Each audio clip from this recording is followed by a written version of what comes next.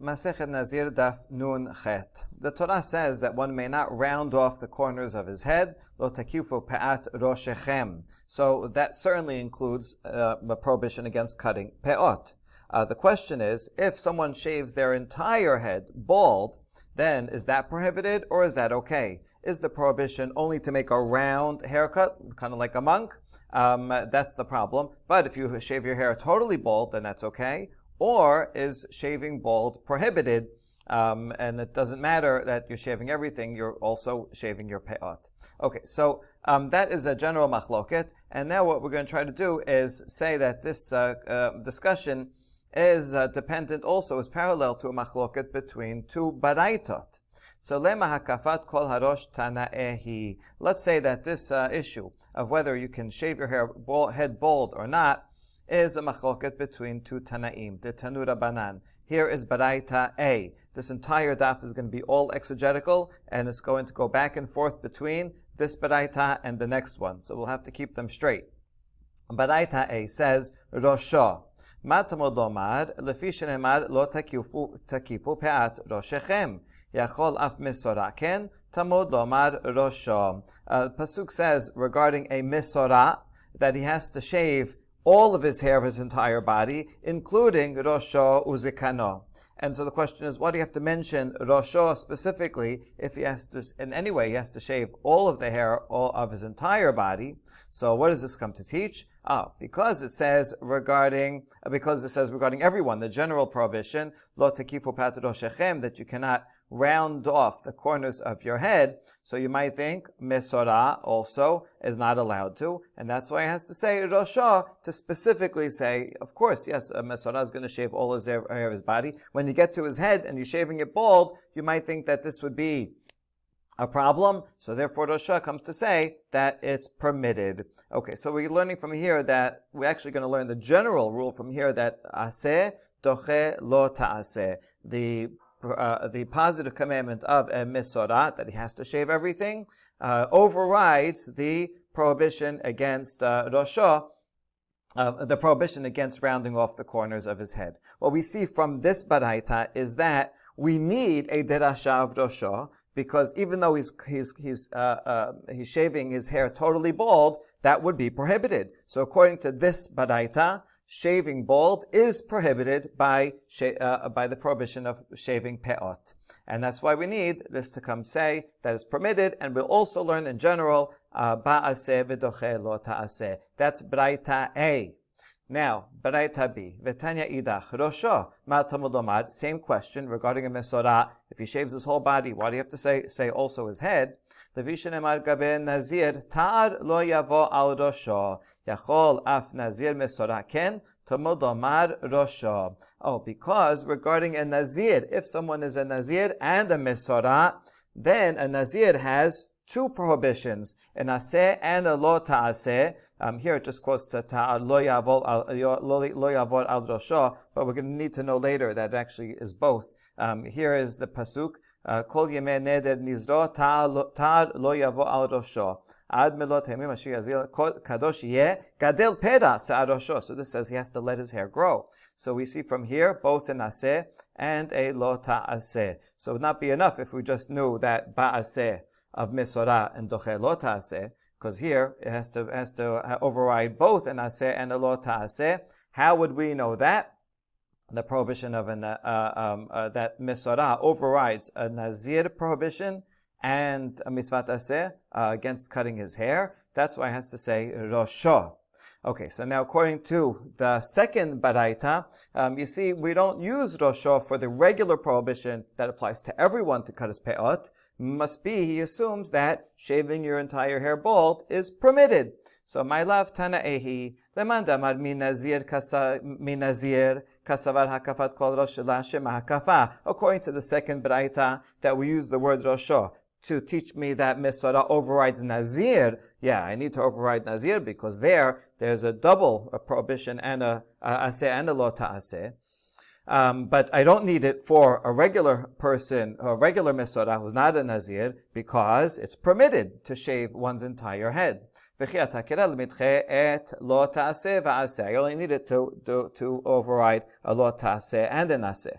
Ve'idach, whereas the first baraita savar, Hakafat kol harosh shema hakafa, v'chi atakera limidche lav gereda. That shaving your entire head is a prohibition of shaving peot, and therefore I need the pasuk to teach me that the misvat aseh of a mesorah overrides the lo taseh that applies to all people. Okay, so good. So now we've set up this structure, right? We have these two baraitot, and they are arguing on this very question of whether one is allowed to shave his hair bald or not. And so this is possible, but in general, we don't like to pigeonhole a baraita to be only according to one or another opinion. So let's see if we can explain them both according to one shita or the other. Amar Rava, dekule al mahakafat kol harosh la shemahakafa. So Rava says, no, in fact, according to both Tanaim, shaving the entire head is not a problem. It's permitted to shave one's entire head. Vechi atakera kegon shekif ul basof gileach. Kevan di'ilu galche bechad zimna lamechayev, kikif ul basof gileach nami lamechayev. Okay, if it's permitted to shave one's entire hair bald, so then why would I need the pasuk according to the first baraita? Oh, I need it for a case where first he shaved his peot, and then he shaved the rest of his head. So because he did it in that order, so I might think that it's prohibited. In other words, if you're going to shave your entire head all at once, that would be okay. But let's say I do this first. I do it in stages. And I cut my peot first. So cutting peot first is going to leave a rounded head. And that violates the prohibition. And that's why I need the pasuk to come and teach me that that's okay, right? Because since if I did it all at one shot, it would be permitted, and then because anyone can do that, anyone can shave their entire head, this pasuk comes to teach me that if you're a mesorah, and you feel like for some reason doing it in that order, and I want to do the hakafa, I want to cut just the peot and leave a round thing, and then at a second stage, shave the rest, there would be no liability. That's what it comes to teach. All right, that's what Rava says, but we're going to reject this. Umi kati mi katav kerahachi. Would the pasuk tell us that that is permitted?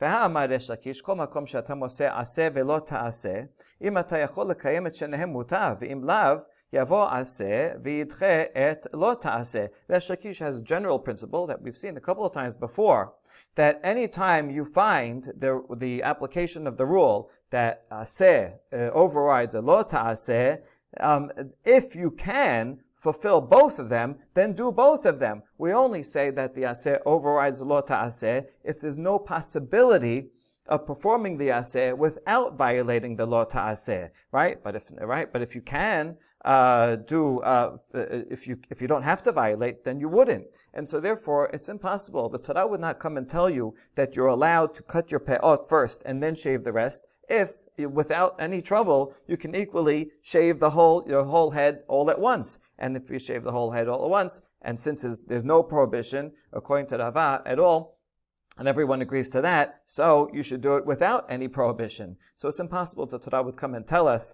aseh is doche lo ta'aseh, when you don't need to violate the aseh, and therefore we reject this entire line of thinking of Rava. And so, no, it's impossible to say that everyone agrees that it's permitted to shave bald. Rather, we're going to go the opposite way and say both baraitot are assuming that it's prohibited to shave your head bald. All right,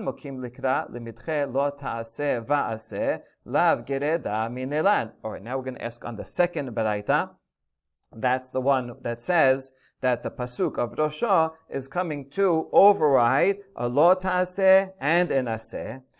Good. So I got that you overrode that. But now I have a question. That applies specifically to a Nazir mesorah, that the Nazir mesorah can shave. But how would since he uses Rosha for that, how would that Tana learn the general rule that in a simple case, aseh doche lo ta'aseh? Right? We need that. We need a rule for all cases. That comes up in other contexts as well. So since the first baraita uses Rosha for that general rule, good. But the second baraita, where is he going to learn that general rule?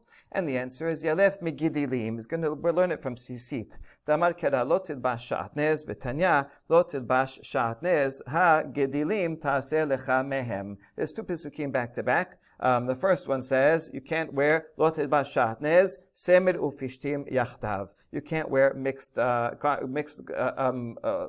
materials of wool and linen. And the very next pasuk says gedilim, that you have to wear sisit. Why are these juxtaposed? To teach me that if, in general, it's true you can't wear wool and linen together, but for the sake of sisit, you're allowed to. You can have a linen garment, and you could put wool sisit on it. That's permitted. And this is why is it permitted? Because the positive commandment of sisit will override the negative commandment of shatnez. And so the author of the second baraita can learn it from here. Okay, good. According to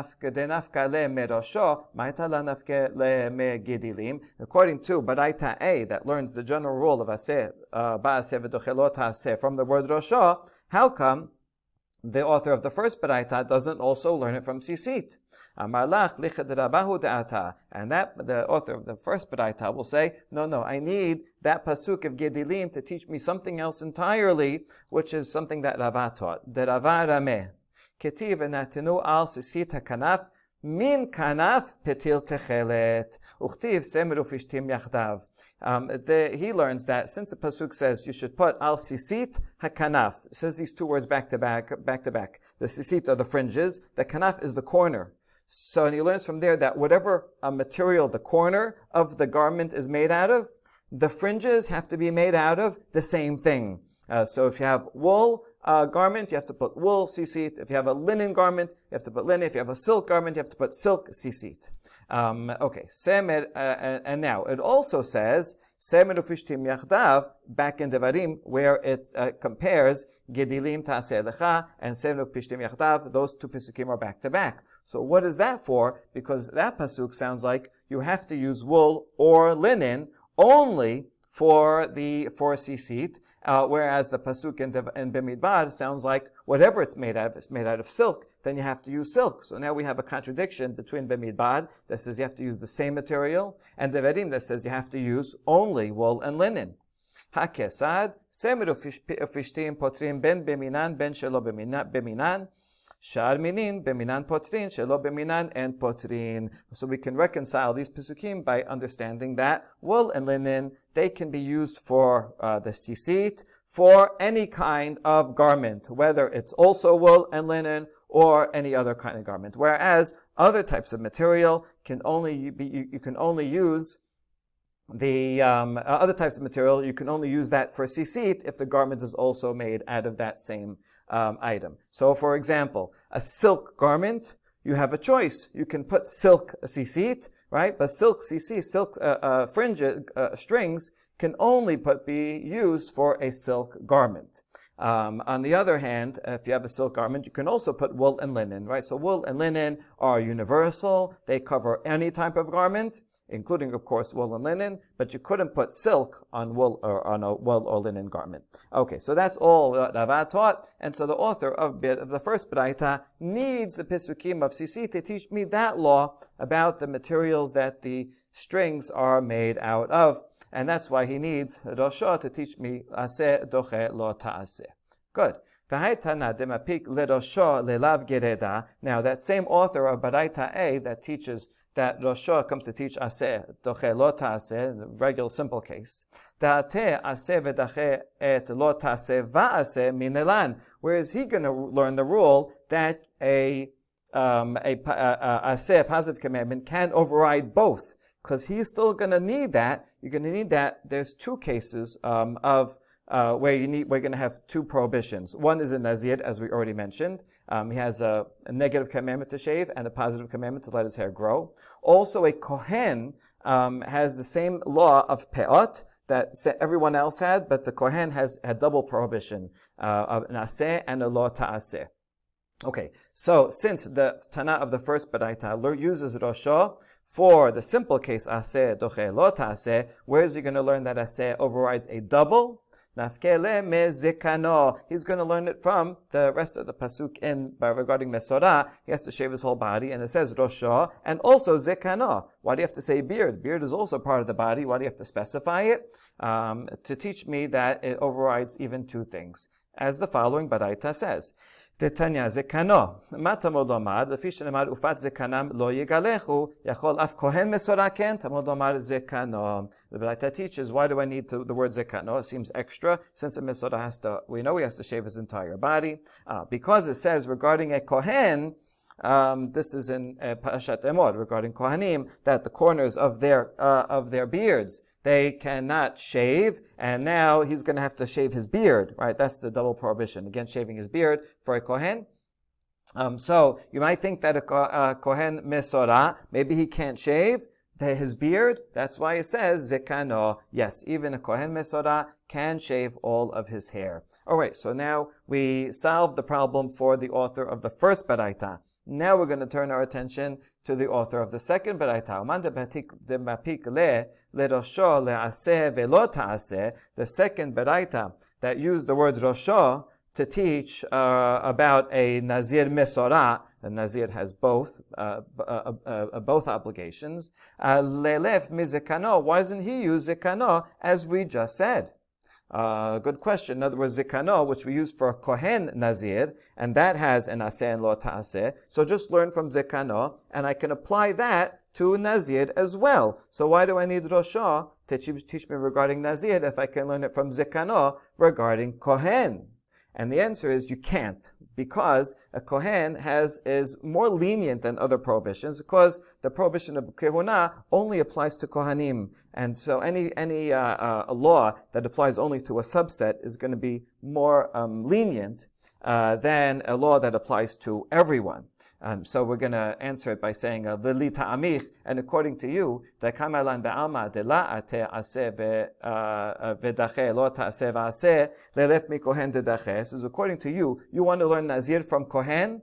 So then why not learn in general that in all cases an aseh can override an lo ta'aseh and aseh, and learn it from a Kohen? But we don't do that, right? We do learn in general that aseh doche lo ta'aseh, just one. But in other cases, most other cases, you do not say aseh overrides two things, right? It's limited only to Kohen. So according to you, why wouldn't you learn from the law of Kohen here, from Zekano, to all cases in the Torah? You don't, because Ela mi Kohen lo yalfinan. Ma leKohen sheken lav she'eno shaveh bakol. Nazir mi Kohen nami la yalef sheken lav she'eno shaveh bakol. Rather, we do not learn from a Kohen, because a Kohen is a prohibition that does not apply to everyone, applies only to Kohanim. Doesn't apply to Yisraelim, doesn't apply to women. And so we do not, just like we do not apply Kohen to a universal rule, so too we cannot use a Kohen to learn to Nazir. And that's why the author of the second Baraita says, I need Rosho for Nazir, and I'll need Zekano for the Kohen. Okay, good. So now we're continuing to ask of the author of the second Baraita, since you learned Rosho, that aseh doche lo ta'aseh, even over two things, aseh and lo ta'aseh, so why not just have Rosho, that's all, and I don't need Zekano, and I'll learn Kohen from a Nazir. And the answer is miba'ele lechetanya zekano. Matamod lomar lefi shene'emar ufat zekanam lo yigalechu. Yachol af kohen mesora ken tamod lomar zekano. This braita is the same braita we said before. Doesn't answer the question. We're just introducing the answer. The answer, by the way, is going to be that we need the zekano to teach me that a kohen can shave with a razor. Okay. So far we're just bringing the basic derasha that we already had before, that zekano, regarding Mesora, why do I need that? The Mesora has to shave his entire body anyway, is to teach me that even if he's a Kohen Mesora, the aseh of Mesora overrides both obligations of a Kohen. Uminilan beta'ar. So that part I could have learned from Nazir. But here's why I need the word zekano. How do I know that he can use a razor? The Tanya ufat zekanam lo yigalechu yachol af gilecho b'misparayim chayav tomod omar velo tashchit I lo tashchit yachol liketan Malket uberihitni hayav. This baraita is going to contrast to two different pisukim that talk about the prohibition of shaving. We're going to show a contradiction. If I only had the pasuk lo yigalechu, don't shave. So that would mean that shave with a normal device that's usually used to shave or cut hair. So if I had just this pasuk, I would assume that not only with the razor is it prohibited, also with scissors. Scissors are also a normal way of cutting hair, and that would also be liable if you cut your beard with a scissor. So that's why it says lo tashchit. The word tashchit, to destroy, means only something that will shave it down to the skin. And scissors are not going to shave it down to the skin, so scissors are not liable.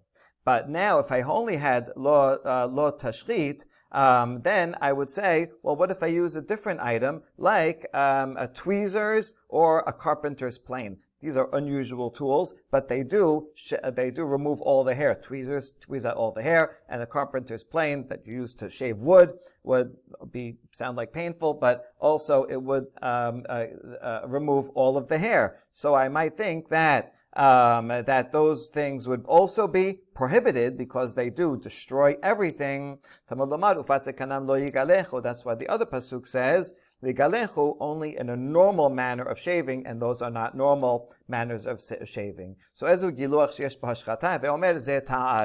the only thing that cuts the hair down to the skin, and is also a normal manner of shaving? That is with a razor. And so therefore, from the word zekano, the author of the second baraita will learn that a mesorah Kohen is permitted to shave with a razor, right?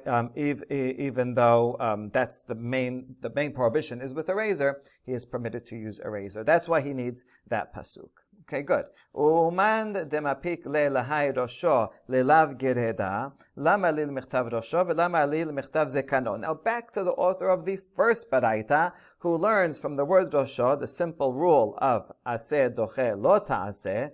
Why do you need rosho and also zekano? Since he learns from the word zekano that aseh doche two things, all the more so, it will doche just one thing. So I have zekano, and I could learn the simple rule from the more complex rule. The next paragraph can be read as part of the answer, as part of the question. I'm going to read it as part of the question, so continuing the same logic.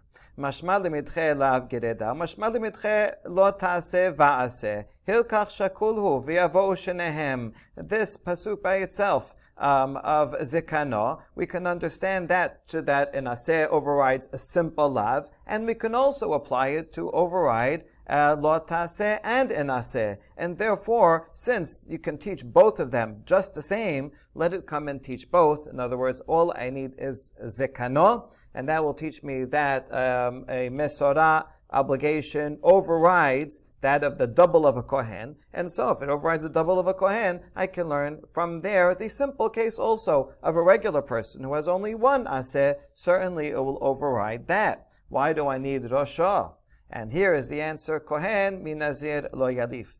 Sheken yeshno b'she'ela. Nazir mi Kohen lo yalif. Sheken lav she'eno shaveh bakol. Ube'alma lo yalfinan minayhu b'shum de'ika l'mifrach k'de amaran. Here is a general rule regarding these three categories. Kohen cannot derive from a Nazir, because a Nazir can go to a Chacham anytime and annul. If the Chacham agrees, he can annul his vow of Nazirut. So that is a leniency regarding Nazir. Therefore, Nazir cannot be used as a prototype to learn to Kohen or anything else. And similarly, a Nazir cannot be derived from a Kohen, the law of Kohen, because a Kohen has a leniency in that it does not apply to everyone. It does not apply to Yisraelim or women.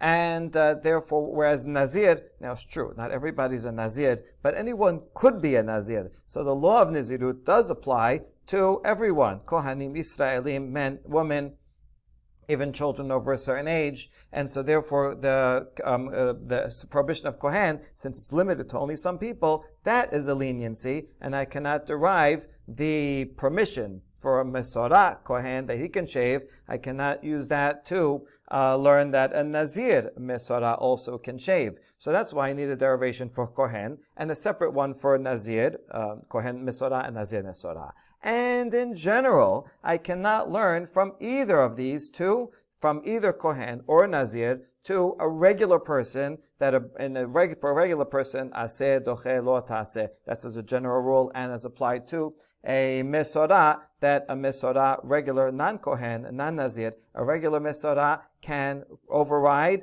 the prohibition against shaving his peot. I cannot derive that from either Kohen or from Nazir, because Kohen and Nazir have those leniencies that are not true for the regular prohibition. And that's why I need Rosho and Zekano. Zekano, great, that could apply to a Kohen, but it can only apply to a Kohen because a Kohen is a limited prohibition, but I need the word Rosho to teach me that aseh doche lo taseh in general, and including that a Mesorah can override the prohibition against shaving his head bald. And the conclusion over here is that shaving one's hair bald is, according to both of these baraitot, a prohibition of shaving one's peot. Baruch Adonai Le'olam. Amen ve'amen.